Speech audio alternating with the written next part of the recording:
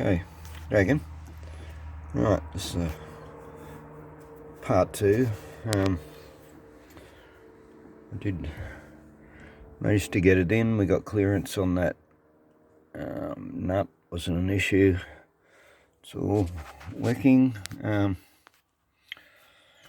you fit it in, you need the window to be fully up. And so I've still got duct tape on there, duct tape holding the window up, so you won't get it in with the window down. And just bring the light over here. You have these 2 holes, and in there are the bolts that bolt the winder to the actual window. So yeah, you get the whole winder in place first, and then you raise it up to meet your window, and you'll probably have to put your hand in there and pull one forward and the other back, because it does tend to catch. Right, the winder mechanism catches on the piece that holds the window itself. The other thing is this one.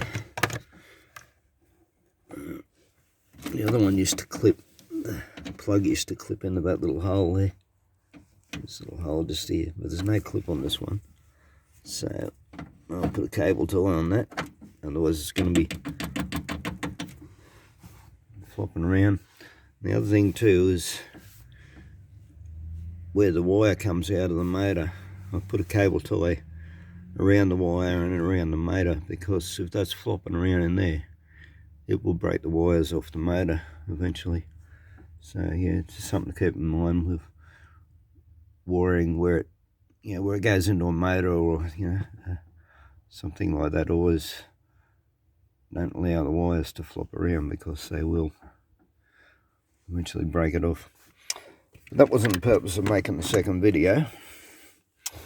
The purpose of the second video is this. Yeah, and this was obviously broken. It was moving part of the way and then jamming up and so on. But if none of your switches work, you've got a power supply problem. You check a fuse, start with, and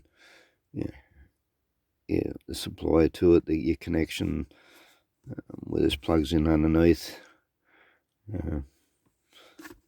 To access this, you pull this one out, unscrew that. There's a nut at the bottom. Take that off. This piece falls out, and there's 2 screws holding this one in. But yeah, if you've got one switch that's not working, this is the most likely cause.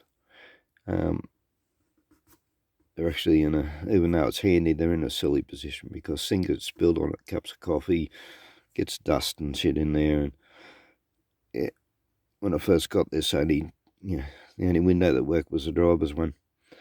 And you can pull these apart. They come apart fairly easy. You clean the contacts. And that solved the problem in this one anyway. Given that was when I first got the car, that was like 3 years ago.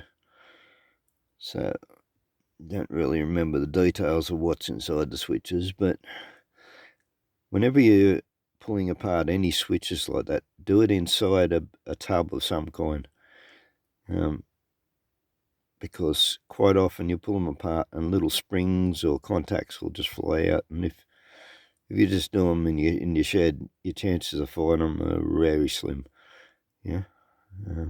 Because you get tiny little parts, and as I said, and they're springs sometimes, and they'll fly out, or spring behind a contact plate, and it'll fly out, and you can't find it, and that's the end of the switch. So when like a big plastic tub or something like that, and take them apart inside it, so that if anything falls out, you don't lose it. Anyway, we'll keep it short.